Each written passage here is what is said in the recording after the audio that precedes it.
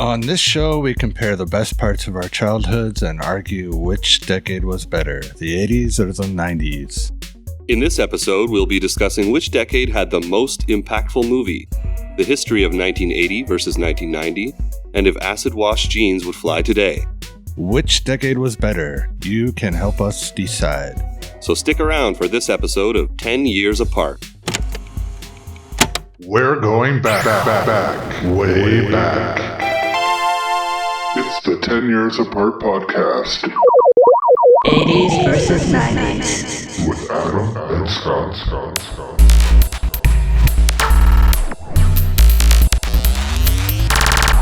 Welcome to the 10 Years Apart podcast. I'm Scott, one of the hosts, and I'm joined by my co-host, Adam. Adam, how's it going? It's going very well. Thank you. So this podcast is all about comparing our childhoods. My childhood was growing up during the 80s and Adam during the 90s, making us 10 years apart. Yeah, so in our first episode, we are going to be comparing our most impactful movie as a child from each decade. I'll pick my most impactful movie from the 1980s and Adam will pick his from the 1990s. Then we'll debate on which movie was more impactful. And remember, you can also vote which movie was your most impactful from those decades. You can vote right here if you're watching us on YouTube by clicking on the poll in the top right corner, or you can vote on any of our social media at 10 Years Apart Pod, or by visiting our website at 10yearsapart.com. After we get through our debate on this episode's main topic, we'll also have our segment which we call Does It Fly Today?, where we look at a movie, song, or a product from either the 1980s or 1990s and discuss if we think it holds up or if it would even fly today in 2019. On this episode, we'll be looking back at a 1980s fashion fad, acid wash jeans, and asking, would that fly today? That will be a little later, so stick around for that too. And before we get into our most impactful movie debate, we're going to start off with the first segment, which we call A Year from Our Past. A Year from Our Past.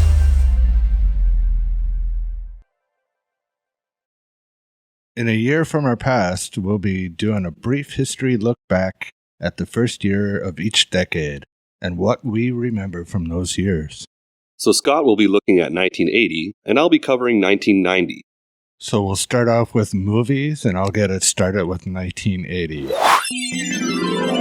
So some popular movie releases in 1980 were Caddyshack, Empire Strikes Back, 9 to 5, Airplane, Friday the 13th, The Shining, Blues Brothers, The Fog, and Flash Gordon. And the best picture from 1980 was Ordinary People.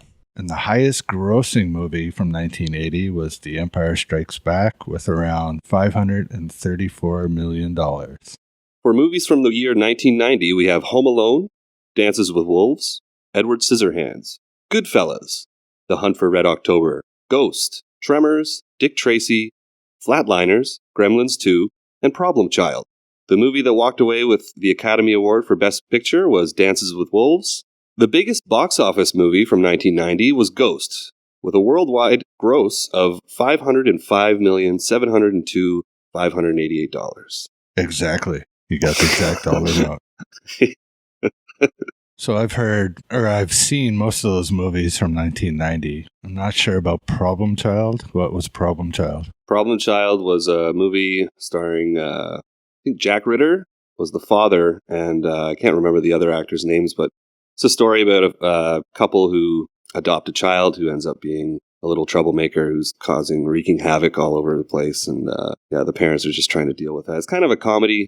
I don't think it probably doesn't hold up today, but I might have seen that one, but I'm not sure. I don't really remember it. So that's the guy from Three's Company. Right, Jack Ritter, yeah. The highest grossing movies, it's weird how 1980 Empire Strikes Back made more money than Ghost. Yeah. Plus with inflation, probably even a lot more. Mm-hmm. Dances with Wolves was a decent movie. Ordinary People, I don't remember that one that much, so I can't say which one was better. Okay. I do remember Ghost. Ghost is pretty famous for the pottery scene. Yeah, the scene where they're making the clay pottery and kind of like a romantic thing. Okay. And Dances with Wolves was remade as Avatar, right? Basically, yeah, same storyline, but different characters. It's like he immerses himself with the Native Americans and then, sides with them because he realizes that, where he comes from, they're not treating them too well. So looking at those, both of those movie lists, I think 1980 had better movies or ones that I would enjoy more. There are a couple from the 1980 list that I love to this day. I mean, I think The Shining is probably my favorite horror movie. Friday the 13th kind of like, it wasn't like the first slasher, but I think it was, it stood out as a slasher, and I think it kind of... Yeah. I never saw that movie in 1980, obviously, because I was like 7 years old. Yeah. But it's a movie that I like in terms of horror. Right. And Flash Gordon was one of my favorite movies, which I didn't see when I was 7, but not too long afterwards, I remember seeing that movie. Yeah. But again, in my opinion, 1980 beats out 1990 in terms of movies. I think 1990 might be slightly better only because we have like classics like Home Alone, Goodfellas, which I think is Martin Scorsese's best movie. And we have also Edward Scissorhands, which is kind of a classic Tim Burton. I never liked that movie. No? No. Okay. Edward Penis Hands was not a bad porn. That was the porn parody, yeah. But Home Alone, yeah, was popular. I was a bit older, obviously, when that came out. But Empire is probably the best. Definitely the best Star Wars movie, in my opinion, but one of the best movies of all time. Yeah, I'll hand that to you. I think Empire it probably will be remembered as the best one in the franchise. All right, moving on with music. So some hit songs that came out in 1980. We had Queen with Another One Bites the Dust and Crazy Little Thing Called Love. AC/DC, She Shook Me All Night Long, and Back in Black. That album came out in that year. Billy Joel had the hit song Still Rockin' Roll to Me. Ozzy Osbourne came out with Crazy Train. Devo came out with Whip It. And Pat Benatar had the hit song Hit Me With Your Best Shot. Pink Floyd came out with Another Brick in the Wall. And the song of the year was Call Me by Blondie. 1990s hit music includes MC Hammer, You Can't Touch This. Nothing Compares to You by Sinead O'Connor. Ice Ice Baby by Vanilla Ice. Groove is in the Heart by D-Light. More Than Words by Extreme, Hold On by Wilson Phillips, Poison by Belle Biv DeVoe, and Mama Said Knock You Out by LL Cool J. And the song of the year for 1990 was From a Distance, as sung by Bette Midler. So music-wise, I mean, for me, the 80s music was regardless better than the 90s. But, Queen, those are a couple of Queen songs that I wasn't a big fan of compared to some of their other music, but they were popular. Ozzy Osbourne, that was one of my favorite albums. Crazy Train's, a classic hit. Pink Floyd's Another Brick in the Wall was a pretty popular album, but I'm not a Pink Floyd fan. Mm-hmm. As far as both of the songs of the year, I think Call Me is better than Bette Midler's From a Distance. I think Blondie's song was a lot better. I'm supposed to be defending the 90s here, but looking at this list, I actually do agree with you. I think a lot of the music from 1980 had a bigger impact on me, especially Pink Floyd's The Wall. I loved that album when I was in high school. AC/DC's Back in Black. Yeah, that's a classic album. Ozzy Osbourne's Crazy Train was pretty awesome too, and Devo's Whip It. I mean, from the 1990 list, the only one that I can say I actually kind of like is Groove is in the Heart, and I like singing that if I'm out with friends, having a few drinks. And songs like Ice Ice Baby, I mean, that's just a ripoff from Queen anyway. Right. From Under Pressure, I think it was. Yeah. Yeah, there's not much here on the 1990 list. I don't think 1990 in particular stands out. I think the most popular song that I can remember is Nothing Compares to You. Right. Which was actually written by Prince and adopted by Sinead O'Connor, I think that's like her number one song in her career. Right. And Poison, I mean, I know the band from the 80s, and also Alice Cooper had a song called Poison. Right. So I'm not sure about that one. I'm sure I've heard it, but whatever. Yeah. All right, and in 1980s TV news and other events, in TV, millions tuned in to learn who shot the lead character on the TV soap opera Dallas. A popular toy that came out in 1980 was the Rubik's Cube, which is still around today. Some technical breakthroughs from 1980. CNN was launched, the news channel, and Post-it notes were invented. And in some news and events from 1980, Mount St. Helens erupted. John Lennon was shot to death. John Wayne Gacy Jr. was sentenced to death. And Ronald Reagan was elected president. For 1990s TV, we have Twin Peaks debuting with the question, who killed Laura Palmer? This was kind of the 1990s equivalent of Who Shot JR. It was the most talked about cliffhanger of this decade. And The Fresh Prince of Bel-Air debuts. Some popular toy releases, the most popular being Teenage Mutant Ninja Turtles action figures. Technical breakthroughs in 1990 include the Hubble Space Telescope being launched, the Human Genome Project begins, and the World Wide Web software is first tested by Tim Berners-Lee. Some big news events of 1990 was quite obviously the Iraqi troops invading Kuwait, setting off the Persian Gulf War, the first Gulf War. In this year, East and West Germany are reunited. South Africa frees Nelson Mandela, who was imprisoned for 27 and a half years. And the Western Alliance ends the Cold War against the Soviet Union.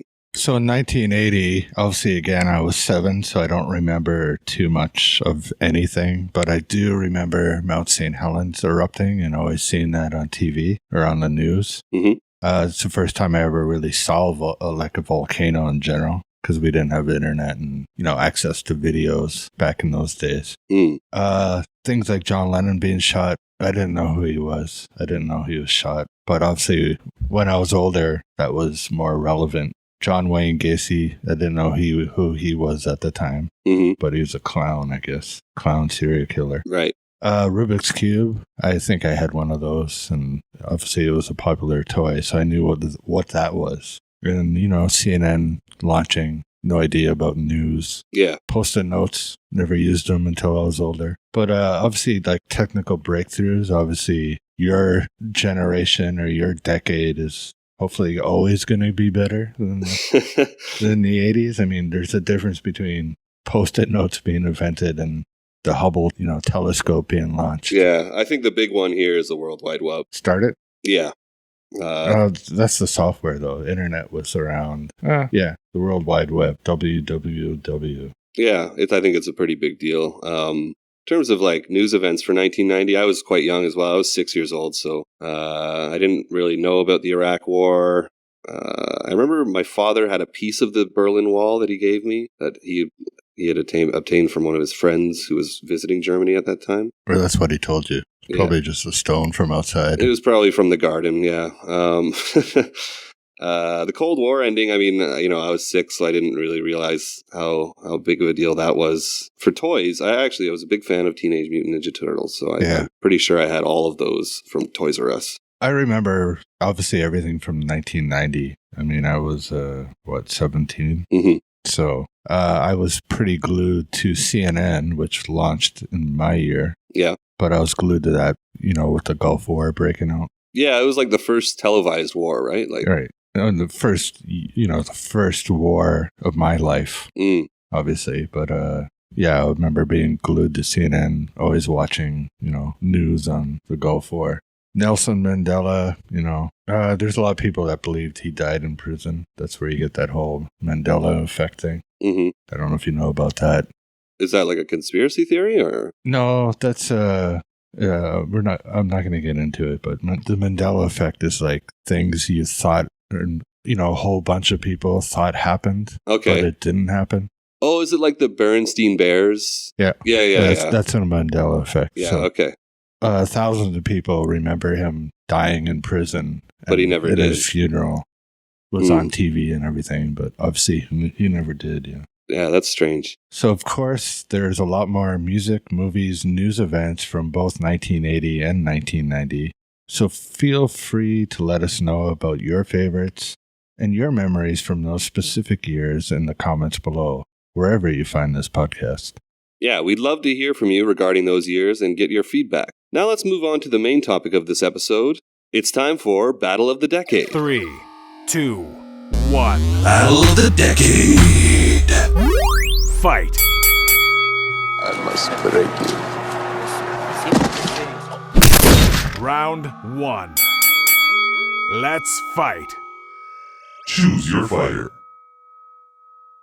So my choice for the most impactful movie came out in the year 1982. 1982 was a killer year for movies. Movies like Blade Runner, Tron, The Thing, Conan the Barbarian, Dark Crystal, First Blood, Fast Times at Ridgemont High, Tootsie, Rocky 3, Star Trek 2, and one of my favorite horror movies, Poltergeist, all came out that year.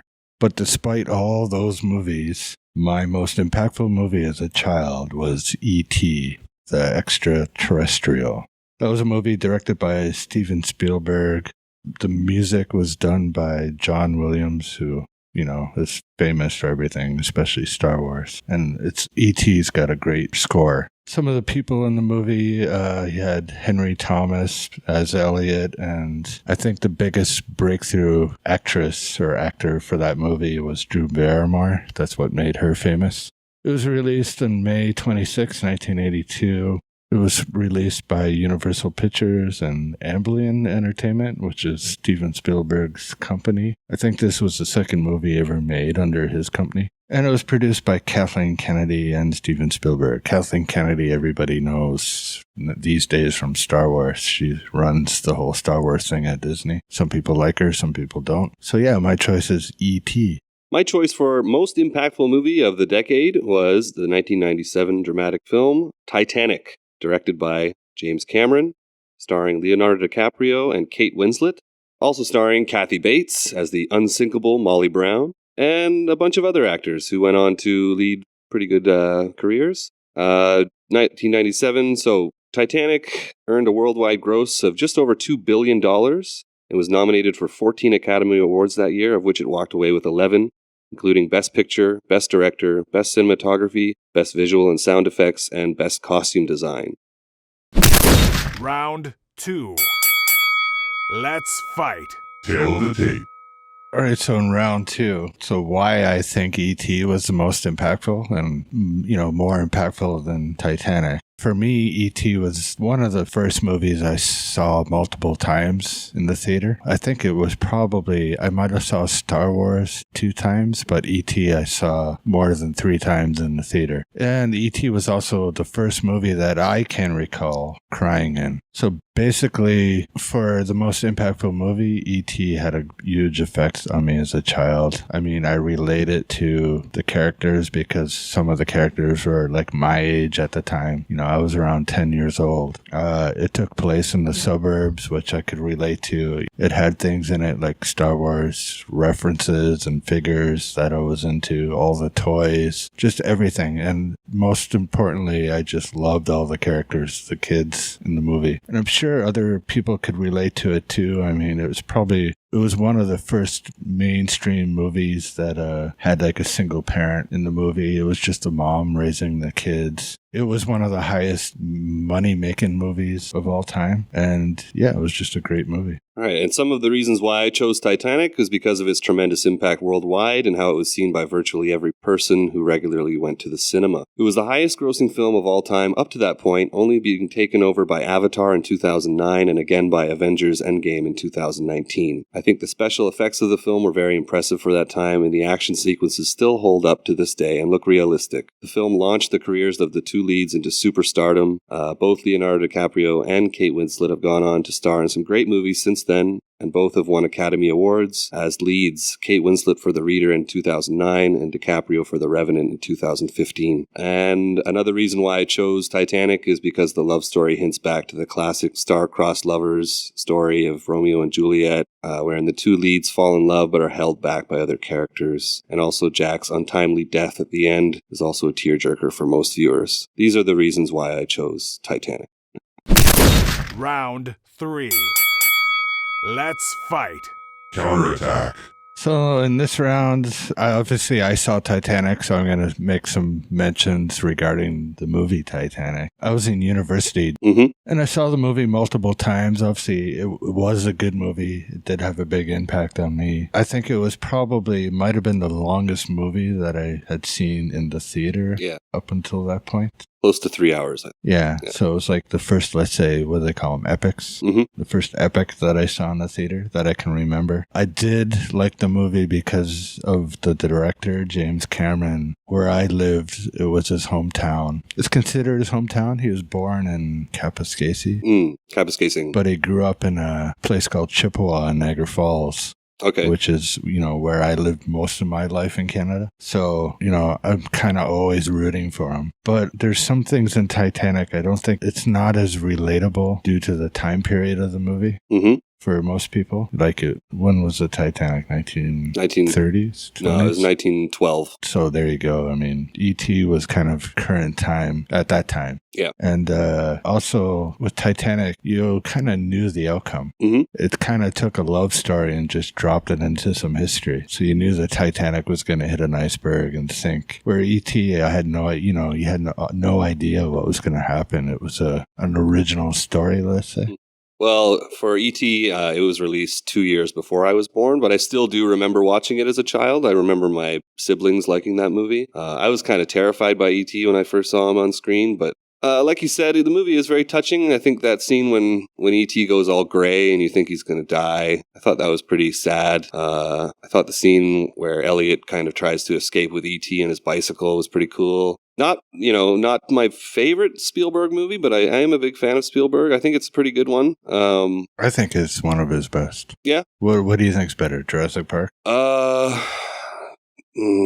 I would say I like E.T. more than Jurassic Park. So what Spielberg movie is better? Like out of his whole catalog? Yeah. I really like, Saving Private Ryan. I like his more serious movies. I like things like Schindler's List. Yeah, things like that. Definitely a better movie, but hard to watch. Yeah. Or rewatch. That's true. But yeah, E.T., has a very touching ending. It's an original story. I think it still holds up to this day. I could probably watch it again. Who's a better director, Cameron or Spielberg? Well, let's see. I have to hand it to Spielberg. I mean, Spielberg, he's been doing a lot more in these past few years. It seems like Cameron's just caught up with these Avatar sequels. Yeah. And I kind of wish he had done something else in the meantime. Mm-hmm. Because I think when Avatar 2 comes out, people kind of forget the first one because it came out 10 years ago. Also, for me, I think E.T. was more geared towards kids. Yeah. Than Titanic was. So, for being an impactful movie as a child, E.T. just had a big effect on me. If I saw Titanic when I was 10, or however old you were, around 10 years old. Well, the thing is, I was actually... It's 1997, so I was in junior high. So the scene where, there's nudity, obviously I got very excited about that at that time. Yeah, there's none of that in E.T. Well, I guess E.T. was naked the whole time. if that floats your boat. Yeah. Final round. Let's fight. Final round. So anyway, why I think E.T. was better than Titanic, I think... E.T. put Spielberg on the map, who went on to make a lot of great movies, as Adam mentioned, but this was his big breakout. Another thing why I think E.T. was better, E.T. didn't use any CGI or special effects because they didn't exist back then. Titanic didn't use much CGI, but they did use some. Yeah. Put a lot of practical effects with Titanic, but E.T. was all puppetry and, practical effects. Another thing with E.T., why it was impactful, I saw it multiple times in the theater, but when it wasn't in the theater anymore, you couldn't see it again. And I remember moving back to Newfoundland and wanting my cousins to see the movie because they didn't have access to a movie theater. But it didn't come out on VHS until 1988. There's a 6-year gap between, seeing the movie and getting to see it again. I had a long wait, and I remember showing it to my cousins, and the movie held up so much for me, getting to see it again. So that's another reason it had a big impact for me. And total gross, money-wise, if you adjust for inflation, E.T. made more money than Titanic. Really? Yes. So adjusted for inflation, E.T. is 4th on the all-time list. Titanic is 5th. Okay. So E.T. with inflation made $1.278 billion, and Titanic made $1.22 billion. And I think E.T. had, especially for way back in 1982, it had such a worldwide appeal. I remember seeing later on how it was released all over the world. And again, it was just more relatable as a kid, so that's why I think it was more impactful. And the reasons why I think Titanic is more impactful, just have to say, I think for a worldwide audience, you had people watching from all over the world, from, Germany to South Korea and, it was just a very romantic story, and I think it had a wide audience where you had everyone from teenagers to old ladies kind of interested in seeing it. And as I mentioned before, it launched the careers of both DiCaprio and Winslet, who are, I think terrific actors. I think DiCaprio has gotten better with time too. It was, it made a mark on me. I only saw it twice in the theater, and then I saw it countless amount of times when it was released on VHS as a double cassette. But I think James Cameron, he really solidified his role as, big blockbuster movie director. I think he had to finance a lot of that movie himself, too. Yeah, I think so. He took a big risk. I think so. And I remember reading that, I think around that same time, they launched the first Mars rover, and actually it cost more to make the Titanic than for NASA to do that project. So yeah, very expensive film. It's filmed, I think, a lot in Canada and Nova Scotia area, I think. And actually, incidentally, both DiCaprio and Winslet said they'd never work with James Cameron again because he was kind of harsh on them. But I think Winslet has agreed to star in one of the Avatar sequels, so they must be offering her some good money for that. But yeah, I think Titanic. I think more people worldwide know about Titanic than E.T. I'm not too sure. Yeah. So anyway, E.T. was the most impactful movie from each decade. Okay. Remember, you can vote on which movie you thought was the most impactful in the poll in the above right top corner here on YouTube, or on any of social media at 10 Years Apart Pod, or at our website, 10yearsapart.com. And finally, on this episode of 10 Years Apart, we're going to look back at an 80s fashion fad that was known as acid wash jeans. Could they make a comeback? Why did they fade away? It's time for Would That Fly Today? Would that fly today? So acid wash jeans, they were pretty big during the 1980s. Not sure if you would remember or know what they are. They weren't around much in the 1990s that I can remember. But what do you think about acid wash jeans? Being a child who was born in 1984, I don't have much of a memory of acid wash jeans. I think I just saw them in music videos, to be honest. I think by the time I grew up into conscious thought, it was kind of a thing of the past. So I don't really know much about them. You didn't have acid wash diapers or anything? No acid wash diapers.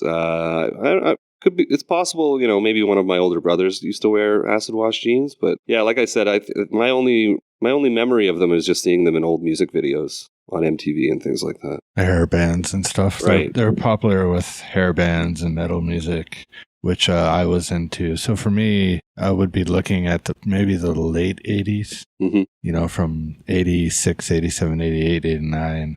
They're also very tight jeans, right? You could get either or. Mm-hmm. I mean, there was acid wash jean jackets that were popular. I had, the jean jacket. I had the pants. I guess it would have been when I was in what you would consider middle school, mm-hmm. even though that I didn't have middle school. I just went to elementary. Okay. So grade 7 and 8 and maybe first year of high school, they were kind of popular. So yeah, the late 80s, they were around, but they just kind of disappeared mm-hmm. when the 90s came around. So do you have any idea why you think, they kind of disappeared or not as popular? I think it's just one of those trends that kind of fizzled out. It's I'm sure they had probably had a resurgence, back when the 80s fashion came back, briefly back in 2010 or something like that. But I think it's just one of those things that just didn't last, but I remember seeing them as super tight jeans. Yeah. So I know skinny jeans obviously had a big, I guess they probably faded out with the hair metal. Right. When grunge came in the 90s, they say that was, the death of, metal or the hairband metal type. So when that died out, I guess the fashion went with it. Also, I think it became more popular with the female aspect of fashion. Mm-hmm. A lot more girls and women were wearing acid wash compared to the males. Okay. When the 90s came around. So it might have lasted a little longer, but again. My memory of the 80s are more light denim, not acid wash per se, but just light blue denim, jean jackets and things like that. Jeans have always been popular. Yeah. Yeah, acid wash seemed to come and go within a few years of my lifetime, which would have been the late 80s. But anyway, do you think acid wash jeans could make a comeback today? It's possible. I mean, I think jeans will be around forever. I think they're, very comfortable. It's just, people play around with the design of them all the time, like skinny jeans, not so popular nowadays, but they were pretty big for a few years there. What about these? Can you see like guys wearing acid wash? No, probably not. I think it's more of a feminine thing. Yeah. Or same with the jackets and all that. Yeah. I don't think acid wash will be around anymore unless you have, bands like Skid Row and Poison and all those bands making a comeback, or bands like them. Mm-hmm. But I think a lot of fashion tends to go with music, even not acid wash jeans. So whatever's in, whatever celebrities and actors, actresses, mm-hmm. and musicians are, whatever's on the screen, that's what people tend to wear. And I don't see acid wash jeans making a comeback anytime soon. I'd have to agree with you. Also, give us your feedback on acid wash jeans in the comments below, and you can vote on this in our second poll, again in the top right corner, or on our social media at 10 Years Apart Pod, or our website, 10yearsapart.com. Acid wash jeans. Would they fly today? No. Well, that's all for this episode of 10 Years Apart. Thanks for listening, and you can help us out by helping us decide which decade had the most impactful movie. Just head over to our website at 10yearsapart.com or any of our social media at 10 Years Apart Pod. And you can vote right now. Leave us your comments and thoughts below wherever you find this podcast. Join us again next week when we talk about which decade had the best family sitcom. Make sure you subscribe to the podcast on iTunes or anywhere you find podcasts, so you never miss an episode. If you came across this episode and enjoyed it, please tell your friends, family, and even strangers about it. Sharing really helps us out. And once again, find us at 10yearsapart.com, on YouTube, or any social media at 10 Years Apart Pod. Stop by, vote, let us know what we missed, or if you have a different idea, and let us know some of your stories from the 80s or the 90s. Remember to like, subscribe, share, and leave us your comments wherever you found this podcast. And thanks again for tuning in to the past with us here on 10 Years Apart.